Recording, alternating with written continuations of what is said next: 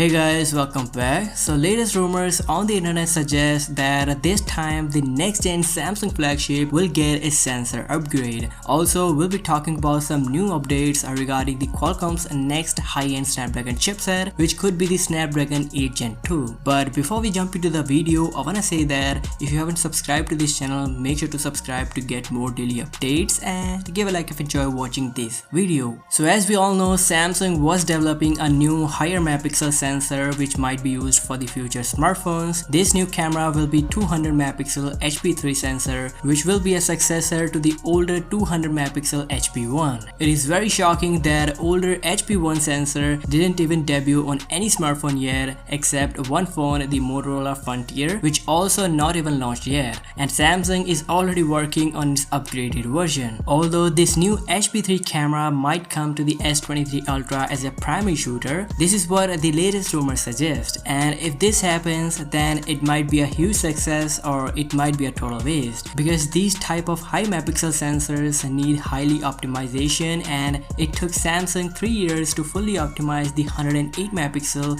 and now let's see how much time this new 200 megapixel HP3 camera will take. Moreover, to reveal the power of the HP1 sensor, Samsung uploaded a video showing all the capabilities, where they have did a test run by capturing the image of a cat and then made a ultra large poster just to show the level of details this camera can bring out. Although this is the older version of the sensor, which is the HP1, and for the S23 Ultra we may see the HP3 camera. Anyways, do let me know your thoughts in the comment section. What do you feel about this? Now some news about the Qualcomm's next high-end CPU, the Snapdragon 8 Gen 2, which will go head-to-head against the Apple's A16 Bionic chip. Snapdragon 8 Gen 2 will be based on TSMC's newly 4nm fabrication process, where the power efficiency will improve significantly and reduce the power consumption as well. Also, the 8 Gen 2 is an 8-core CPU, where this time Qualcomm will use 1 plus 2 plus 2 plus 3 cores arrangement, where the first core will be high-performance Cortex X3 core, 2 semi-high power cores and 2 normal cores, and at last 3 power efficiency cores. Also, the GPU will get upgraded as well, where this CPU will bring Adreno 740,